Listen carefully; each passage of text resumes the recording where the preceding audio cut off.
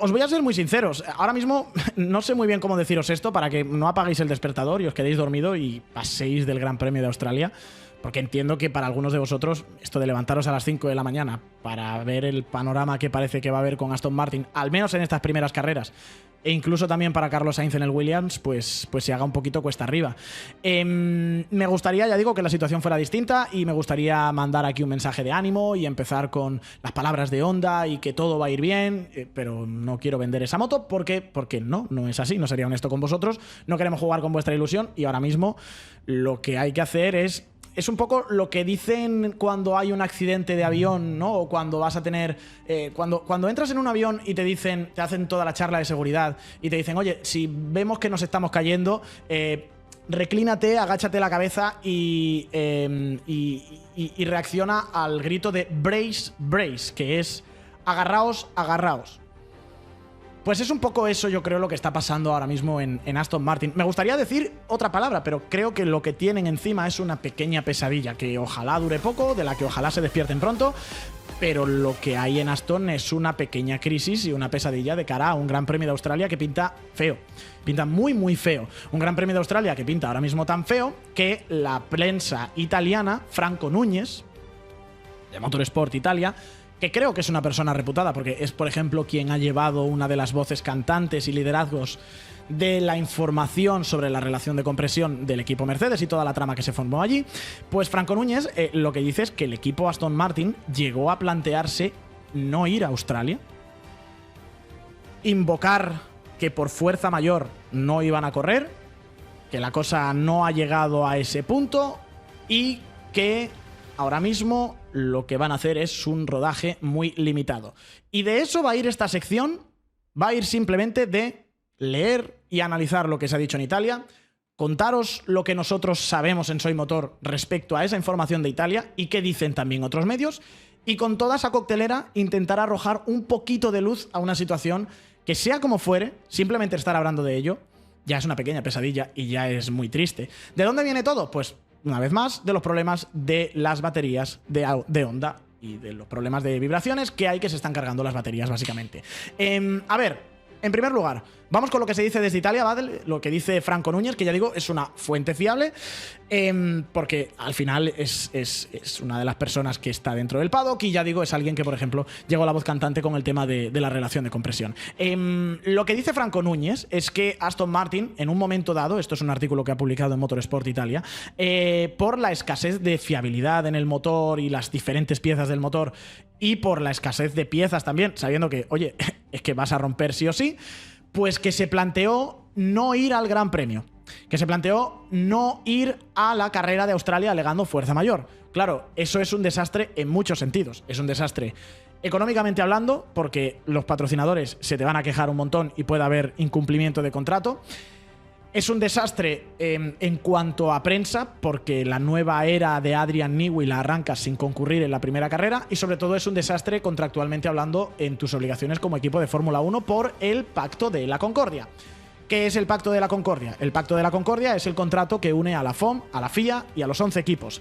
Lo que hay establecido en ese pacto pues son reglas bases de cómo se tiene que regir el campeonato, cómo se tiene que repartir el dinero de los premios y el dinero que ingresa la FOM cada año, y también cuáles son las obligaciones de cada una de las partes, entre ellas las obligaciones de los equipos, que son otras que, por ejemplo, podríamos decir que son concurrir a todas las carreras. Esa es una de ellas. Tú tienes, si firmas un pacto de la Concordia y el pacto corre desde el año 2025 al año 2029, o del 26 al 28, me da igual la duración del pacto, pero bueno, básicamente las temporadas que cumpla ese Pacto de la Concordia, tú tienes que ir a las carreras. Es la base. Tú firmas un acuerdo, tú firmas un compromiso con la Fórmula 1 de que vas a concurrir a las carreras. Si tú fallas a una, alegues lo que alegues, estás incumpliendo ese contrato y la multa económica puede ser de AUPA. Entonces, te expones a eso y no quieres pasar primero por esa multa económica, y segundo, de la misma forma, lo que no quieres hacer tampoco es ese ridículo que sería no concurrir al primer Gran Premio de la temporada. Así que, ¿cuál es el segundo plan? Pues lo que dice Franco Núñez es, ok, vámonos a Australia, pero vámonos con lo mínimo. Lo que dicen desde Motorsport Italia, pues es eso, que ahora mismo Aston Martin tiene el plan de ir a Australia a hacer el mínimo de vueltas posibles en los entrenamientos libres, otro mínimo de vueltas posibles para clasificarse dentro del 107% y en carrera retirarse a las primeras de cambio para salvar piezas. Vuelvo a insistir otra vez y ahora lo quiero analizar un poquito más, pero el problema principal es que las baterías se rompen, que hay muchas vibraciones que vienen de diferentes sitios y esas vibraciones hacen que se rompan las baterías. ¿Por qué? Por falta de estanqueidad, porque hay un cortocircuito, por 1000 cosas. No han querido entrar en detalle, pero básicamente la batería se rompe. Esto, ya digo, es una información y esto es lo que dice una parte. Esto es lo que dice Motorsport Italia. Y luego vamos a hablar de otras fuentes, Planet F1, por ejemplo, que son un poquito menos agoreras. Pero en soymotor.com hemos hablado también con gente. Y me entristece deciros que lo que nosotros sabemos en soymotor.com y lo que nosotros hemos consultado está muy en línea con lo que dice Motorsport Italia y con lo que dice Franco Núñez. Lo que nosotros sabemos, al menos lo que a nosotros nos ha llegado, y ya digo, nos llegó en su momento que el coche era muy radical, que había que mirar a las suspensiones, que había problemas con la caja de cambio, entonces creo que ya hay un recorrido. Lo que nos llega a nosotros es que ese plan del que habla Franco Núñez pues se ajusta bastante a lo que puede ser la realidad del equipo y que ahora mismo Aston Martin no piensa en terminar Australia. No sabemos si es que es un plan preconcebido o que es algo que va a sobrevenir por la propia fiabilidad, pero básicamente que el equipo Aston Martin está viajando a Australia creyendo que no acaban la carrera con ninguno de sus dos coches. Recordemos algo, McLaren Honda fue un desastre, Kevin Magnussen se queda parado en la vuelta de formación, o sea, en la vuelta de ida a la parrilla, ni siquiera la de formación, en el Gran Premio de Australia, pero Button termina la carrera. Redobladísimo y a 40 millones de segundos, pero Button termina las 58 vueltas de carrera. Ahora mismo Aston Martin no cree que vaya a terminar la carrera del Gran Premio de Australia. Automotor Un Sport, Alemania, otra fuente fiable, también se hace eco de las propias palabras de Franco Núñez y en lugar de desmentirlas, lo refrendan. Lo que dicen es, pues ese plan de poco rodaje en entrenamientos, poco rodaje en clasificación, pasar el 107%, concurrir el mínimo posible en la carrera, no dañar piezas, salvar para China. Sobre todo porque hay que tener en cuenta eso, que hay un back-to-back, que después de Australia, la siguiente cita es la semana después en China. Es muy difícil, y tal y como está ahora mismo la situación geopolítica todavía más, enviar piezas de recambio, primero que las tengan. Y eso cuesta dinero además de fabricar. Y segundo, enviarlas y que lleguen a tiempo. Entonces, tienes que salvar lo mínimo posible estas dos carreras, porque si rompes todas las piezas en Australia es que de verdad te arriesgas a sí que no poder presentarte en China porque no tienes piezas suficientes. En el escenario más catastrófico, de nuevo, esto no es oficial, no lo dice el equipo, esto lo dicen fuentes muy fiables, nosotros hemos confirmado también que en línea de lo que dicen esas fuentes es donde está ahora mismo la cosa con el equipo, pero esto no es oficial ni mucho menos. Y no sabemos cuántas baterías les quedan a Aston Martin y cuántas pueden utilizar para Australia y cuántas para China, y si entre Australia y China puede llegar a alguna solución o si milagrosamente en Australia la cosa va a estar solucionada. Pero ya digo, Automotor Un Sport también va en línea con lo que dice Franco Núñez. Y a ver, venga, por poner un poquito de... no sé si... la cal o la arena, cuál es la buena. No, nunca sé en esa dicotomía cuál de las dos es la que prefiero. Pero bueno, hemos puesto dos de cal, vamos a poner una de arena. Planet F1, Thomas Maher, uno de sus periodistas, da una versión un poco menos catastrofista, un poquito menos apocalíptica de la situación de Aston Martin. Lo que dice Thomas Maher, lo que dice Planet F1, es que no existe ese plan preconcebido de retirarse, que es algo muy rocambolesco que han dicho algunos medios de comunicación, pero que igualmente puede pasar porque la fiabilidad es la que es. Que Aston Martin lo que va a hacer es probar el viernes las soluciones que Honda pueda traer para mitigar, no sé si mitigar las vibraciones o mitigar el efecto de las vibraciones, y ahora vamos a analizar un poquito las palabras que dijo Honda el pasado viernes para intentar entender en el tejado de quién está la pelota, pero básicamente probar soluciones para que ese problema no se cargue tanto las baterías. Además hay un paquete aerodinámico nuevo y lo dijo el propio Fernando, que el coche de Australia, y Newey también lo dijo, iba a ser diferente a lo que viéramos en Bahrein, espero que diferente por dentro y quizá diferente por fuera, y que con todo eso en la coctelera, pues Aston Martin tiene que rodar, tiene que probar esas piezas, que se van a probar las soluciones de Honda el viernes y que si surte efecto, pues corran ustedes. Si no surte efecto, pues brace, brace, brace, que es ahora mismo el grito de alarma que parece que tenemos en la fábrica de Silverstone. A partir de ahí, vamos a empezar a desgranar un poquito cuál es el problema, que esto es una cosa, y os recomiendo muchísimo el vídeo, lo tenéis subido del viernes, una entrevista buenísima que hizo Jesús Muñoz con Luis Mengual en nuestro canal de Twitch. Estuvimos respondiendo dudas, se estuvo hablando de ese problema también, pero quiero ir un poquito más al detalle, ¿vale? Porque es interesante lo que dijeron desde Honda en aquella rueda de prensa y en esas declaraciones publicadas en Motorsport Japón, pues de excusa o al menos de explicación de cuáles son los problemas. A ver, esto lo dice Ikuo Takeishi, que es el jefe de departamento de carreras de 4 ruedas, para ser más precisos, de HRC, de Honda Racing Company. Y ya digo, es un poco lo que dijo Jesús el viernes y de lo que habló Jesús el viernes, pero aquí vamos a ir más al detalle, ¿vale? Y vamos a intentar entender un poquito cuál es la raíz real de ese problema. Dicen desde Japón, las vibraciones anormales observadas durante los test causaron daños al sistema de baterías, que es la principal razón por la que parar. Aquí están hablando del problema que tiene Alonso, de ese parón que tuvo en el día 3 de pretemporada, más luego esos acelerones que nos asustaron a todos. Y lo que explican desde Honda es que paramos el coche, cito textualmente, porque sentíamos que no debíamos seguir corriendo en ese estado. No es que fuera a ocurrir un accidente inminente ni nada así, pero paramos el coche porque era peligroso. ¿Por qué? Porque estábamos viendo que llegábamos a un límite al que, esto lo digo yo, al que se rompía la pieza.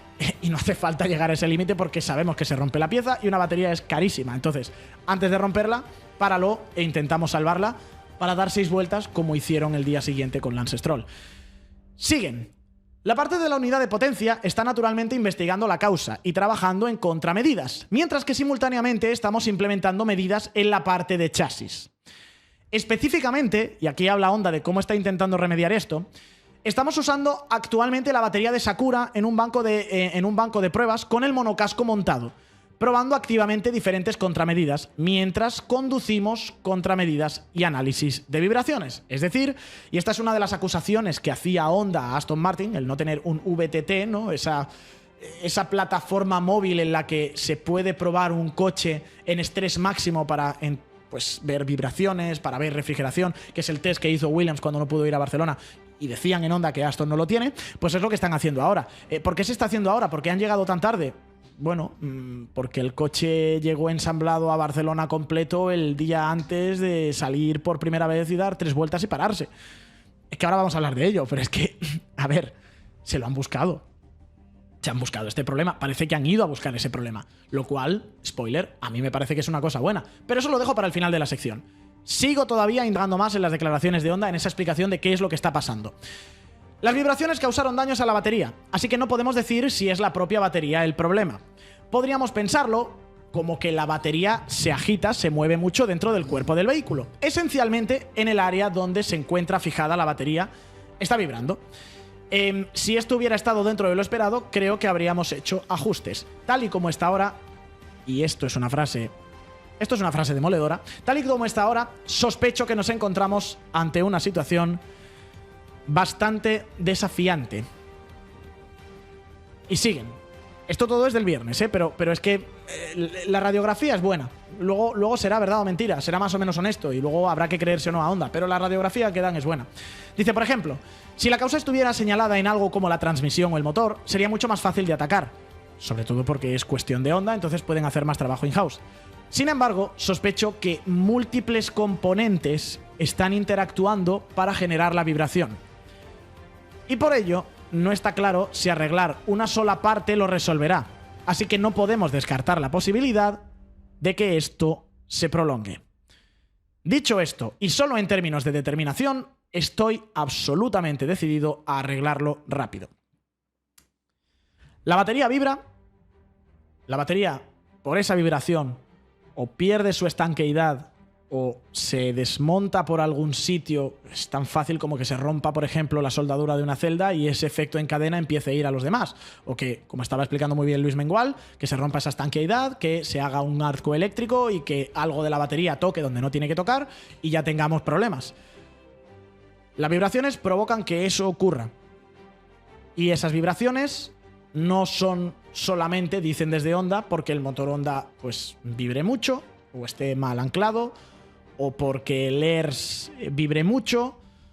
Es también lo que dicen ellos por cómo está construido ese coche por dentro. Y que se ha pedido a Honda y en algunos casos muy de última hora por parte de Adrian Newey. Efectivamente, Dark Sniper, porque eso es otra de las cosas que ha dicho Honda. Señalar a Newey, no quiero decir como culpable, porque aquí no se está señalando culpable, pero las exigencias de Newey como uno de los responsables de lo que está pasando. Y aquí yo ahora tengo que volver a ese vídeo, ese famoso vídeo, del Aston Martin AMR 26 Radical, en el que nosotros decíamos que además de ser un coche radical por fuera, habíamos sabido, por muy buenas fuentes, que creo que cuando el coche se destapó la manta nos confirmaron que estaban en lo cierto. Ahora el coche, que sea rápido o lento, es otra cosa distinta. Nos dijeron también que el coche no era solamente radical por fuera, sino que también era radical por dentro. Y radical en esas cosas que no se acaban de ver, la disposición interna de los elementos, las estructuras que hay por dentro, los materiales que se usan, que esa parte también era increíblemente compleja. Y esto, señoras y señores, esto es Adrian Newey. Esto es Adrian Newey.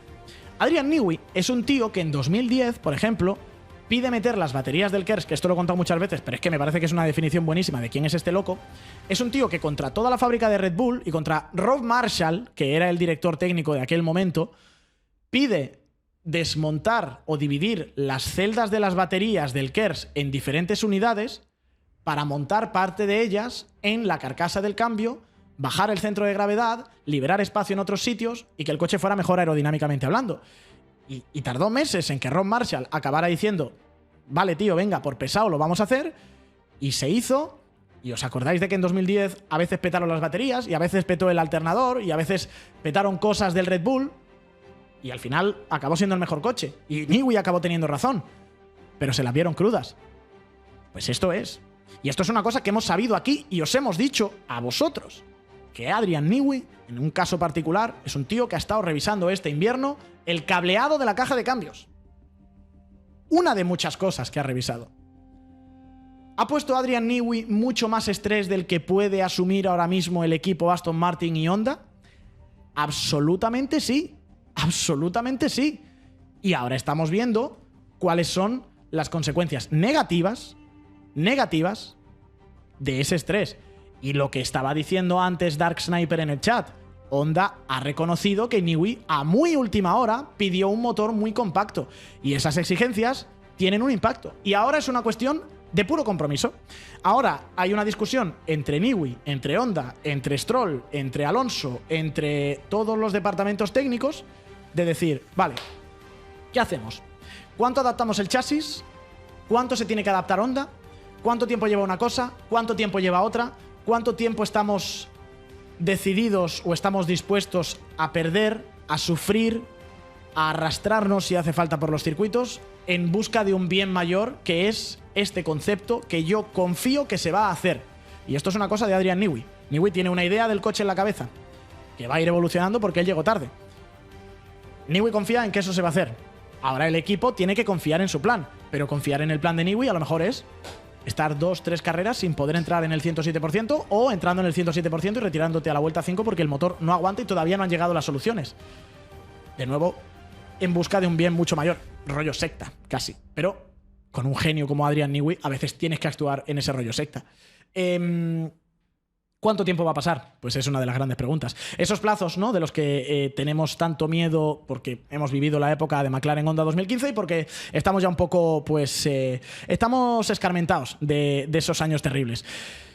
No me quiero creer los plazos, ¿vale? Yo voy a poner aquí la venda antes de la herida, voy a ir con las manos por delante. Lo que voy a decir a continuación, yo no me lo creo. Personalmente, Jorge Iglesias, no me lo creo, porque aquí, ya digo, todos hemos pasado por las palabras de Yasuhisa Arai diciendo en 2015 que en el Gran Premio de Silverstone, carrera 10 de la temporada más o menos, íbamos a tener los primeros podios y que sí, había algunos problemillas en la pretemporada, pero se había rodado mucho y el coche era para ser campeón del mundo. No me lo creo, no me lo creo. No quiero volver a caer otra vez en esa trampa con Honda, pero se ha hablado ya de plazos, señoras y señores. Y esto, ya digo, es algo que dijo Takeishi en la rueda de prensa del 27 de febrero. Cito textualmente al japonés: tengo la intención de reducir las vibraciones antes del inicio de temporada. Estamos a 3 días de Australia. Pero mi intención es que el coche esté en un estado competitivo antes de Suzuka. Carrera 3.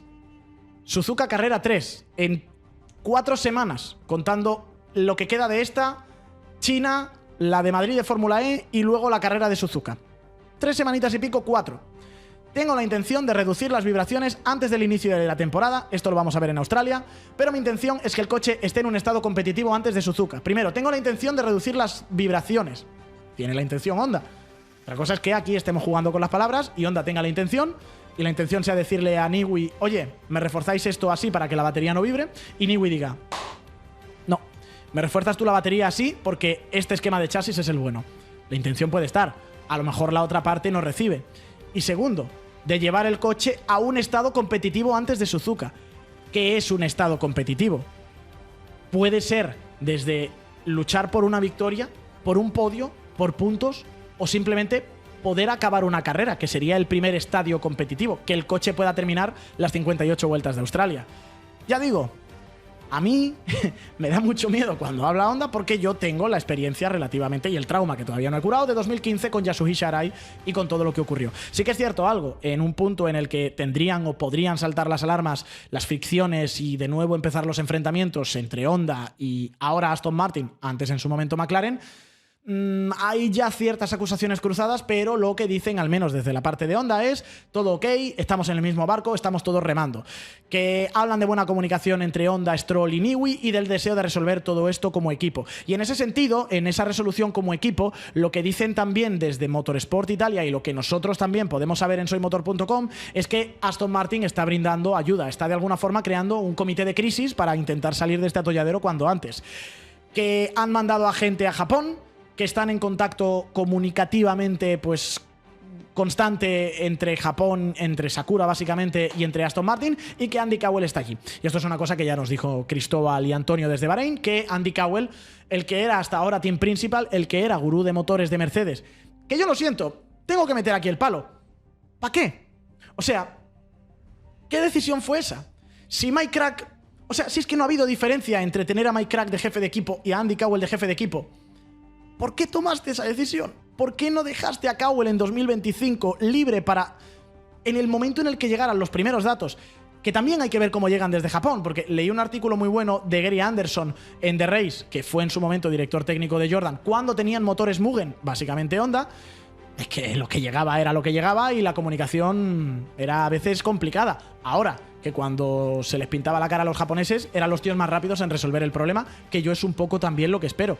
Pero sea lo que sea, o bien en Japón te han engañado mucho, o tío, si tú has visto lo que estaba pasando, ¿por qué me metes a Andy Cowell un año entero de jefe de equipo y no le dejas trabajar libremente en esa integración chasis-unidad de potencia, que es para lo que él había venido, es para lo que él había fichado en 2024? Sinceramente, es un movimiento que ahora en retrospectiva, y esto sé que es la ventaja de la retrospectiva, es injusto, lo sé, pero me parece difícil de entender. Pues eso, que Andy Cowell está en Japón y que los pasos, eso sí, aquí no vamos a mentir a nadie, los pasos son claros y definidos. Primero fiabilidad y luego hablaremos de rendimiento. Porque sinceramente, ahora mismo la cosa está lejos de que el motor pueda ser competitivo. Primero tiene que terminar y luego tiene que empezar a correr. Hay una pregunta, y yo es algo que me hago y me he hecho mucho estas últimas horas y días, y supongo que vosotros también, después de ver lo que ha ocurrido en esta pretemporada, y es, ¿cómo ha podido pasar esto? O sea, ¿cómo hemos podido llegar a este punto? Bueno, la receta en el fondo es la receta perfecta, y ya digo, es algo que ellos estaban buscando. Se la han buscado, o sea, básicamente en Honda y en Aston Martin se han buscado esto. Primero, Honda se va de la Fórmula 1 en el año 2021 y regresa tarde y con parte de la estructura desmantelada. Vale. Segundo factor, Aston Martin acaba de estrenar una fábrica nueva y acaba de terminar un proceso de reordenamiento de todo el equipo. Tercer factor, han fichado a Adrian Newey, que es un tío binario que entiende o ganar o a la basura, que ha hecho lo que de siempre, con las exigencias de siempre, pero incorporándose muchos meses más tarde con un nuevo partnership de motor como es Honda, y en un cambio de reglamento al que él no ha podido tener acceso hasta mucho tiempo después por el gardening que tuvo en Red Bull. Es que lo han buscado. Es que se lo han buscado en Aston Martin. Newey ha llegado con retraso. La fábrica se acaba de estrenar y es la primera vez que lo hacen todo. Y Honda ha llegado con retraso. Y han intentado apuntarse... O sea, se han apuntado a una maratón habiendo entrenado 3 meses. ¿Qué ha pasado? Pues que el sistema se ha roto. Es normal. es lo más lógico que el sistema se rompa. Ahora, no voy a ser aquí ventajista. Yo esto no me lo esperaba. No sé si alguien se lo esperaba. El nivel del cataclismo es muchísimo, muchísimo mayor de lo que yo preveía o sea, yo no esperaba cataclismo. Yo esperaba, creo que estaba además en las predicciones que hicimos Jesús y yo de final de año el año pasado. Yo creo que dije algo así como que me daba con un canto en los dientes si Aston era quinto equipo a final de año en 2026. Y algún podio. Esto es un cataclismo. O sea, esto de estar pensando si vas a terminar en Australia, esto no estaba en ninguno de los planes. Pero os voy a decir una cosa. En medio de todo esto, a mí esto me demuestra que Aston Martin está en camino para ser campeón del mundo. O sea, fíjate la tontería, a lo mejor pensaréis que voy a decir. Esto que está pasando me hace todavía confiar más en Aston Martin. Os lo digo completamente en serio. Completamente en serio. Un equipo chico no te hace una cosa así. O sea, perdón por la palabra, pero esta hostia que se han dado en Aston y en Honda, este ostión que se han pegado, esto tiene que ser porque estás aspirando a algo altísimo, a lo más grande básicamente, que es ser campeón del mundo. No porque sean unos inútiles, que quizá es la impresión que podéis tener vosotros en la cabeza. Cuando fichas a un tío como Adrian Newey, ¿sabes a lo que te expones? Es un tío que, salvando 2 o 3 coches en toda su historia en Fórmula 1, siempre te ha construido un coche que ha hecho un podio, desde finales de los 80. Cuando tienes una fábrica nueva, cuando haces una fábrica nueva, es porque conoces las limitaciones que supone tener que esperar un gran premio porque tu proveedor externo no te ha fabricado el alerón delantero o no llega a tiempo, un gran premio para ganar un campeonato del mundo. O sea, con todo el respeto del mundo, lo que está buscando Aston Martin no es un Alpine, no es un Haas, no es un, Williams ahora mismo. Un Alpine, un Haas, Racing Bulls, estos equipos de zona media que buscan ser competitivos, buscan dar pasos adelante, pero el objetivo es operar y sacar el máximo, no es ser campeones del mundo. Aston Martin ha hecho todo esto para ser campeón del mundo, para tener una infraestructura, una materia gris y un piloto, en el caso de Fernando Alonso, que tenga todas las herramientas para luchar contra una Ferrari, una McLaren y una Red Bull. Y es que, ya digo, cuando vas a luchar contra esos bichos, tener o no tener la fabricación de tu alerón delantero en la fábrica cambia por completo la película. Esto ha pasado, y esto en Red Bull, en la época de Newey, por ejemplo, han llegado a contratar aviones privados para llevar alerones delanteros a Japón y pintar los alerones dentro del avión privado para adelantar la actualización, una carrera, y sacar los puntos necesarios para ganar un campeonato. A eso es a lo que está aspirando Aston Martin. A eso es a lo que está aspirando. Es una apuesta fortísima y por tanto es una apuesta increíblemente complicada y quizá no surta efecto, pero con los ingredientes que tienen. Y os vuelvo a decir, por la magnitud de la hostia que se han pegado, a mí me refleja que lo que están aspirando es a algo muy alto. ¿Pero qué pasa aquí? Aquí, lo siento, viene la parte más cruda de toda esta chapa que os estoy dando. No sé si sois conscientes de ello, pero yo por si acaso os abro los ojos. Lawrence Stroll no es el padre de Fernando Alonso. Lawrence Stroll no está en Fórmula 1 y no ha creado Aston Martin para hacer a Fernando Alonso campeón del mundo, por mucho que nos duela. Ese no es el objetivo. El objetivo de Lawrence Stroll, por lo que él se gasta todo ese pastizal, es para que Aston Martin sea campeón del mundo. Y fichas al mejor piloto, que es Fernando Alonso, para conseguirlo a través de él. De la misma forma que fichas al mejor ingeniero y haces la mejor fábrica para que eso ocurra. Pero si el objetivo de Stroll fuera hacer que Fernando fuera campeón cuanto antes, que es lo que hay porque el tiempo es limitado, te aseguras el motor Mercedes y no empiezas toda esta aventura con Honda. Simplemente. El problema es que nosotros vemos todo esto desde el prisma de Fernando, que tiene un tiempo limitado, que ha sufrido como nadie que yo recuerde en Fórmula 1, tiene el cielo ganado este hombre por todo lo que ha pasado, y una vez más tiene que pasar por el purgatorio. Y eso es lo que nos fastidia, y ese es el problema para nosotros, para nuestra perspectiva de españoles y la gente que es alonsista. Pero vuelvo a repetir, si Fernando Alonso tuviera 21 años, es que no me movía de Aston, es que yo no me movía de Aston. Y ahora mismo, si me dices, entra en un equipo de Fórmula 1, yo sigo pensando que Aston tiene que ser de los que está ahí arriba. ¿Van a pasar un purgatorio? ¡Buah, que sí van a pasar un purgatorio! Pero están aspirando a algo muy, muy grande. Están aspirando a lo más grande. Están aspirando a ser campeones del mundo. Y cada movimiento que están dando demuestra que están aspirando a eso. Pero, de nuevo, es un bebé que no sabe andar y ya le estás pidiendo que te corra una maratón. Y el problema es que esto solo lo soluciona el tiempo. La ingeniería, el dinero, el talento también y la suerte y que los otros hagan mejor o peor trabajo, pero esto lo soluciona el tiempo. Y es lo que falta en el caso de Fernando. Lo dicho, ¿es solucionable esto? Pues sí, es solucionable. McLaren Honda también tuvo solución muchos años después. ¿Es un caso de un bloqueo, de que una pieza se arregle y haga que caigan las demás? Pues eso solo Honda y Aston Martin lo saben. ¿Qué es lo único que podemos hacer? Pues yo qué queréis que os diga. Seguir mirando y no darle la espalda a Fernando, que después de tantos años y después de tanto sufrimiento, creo que es lo último que se merece.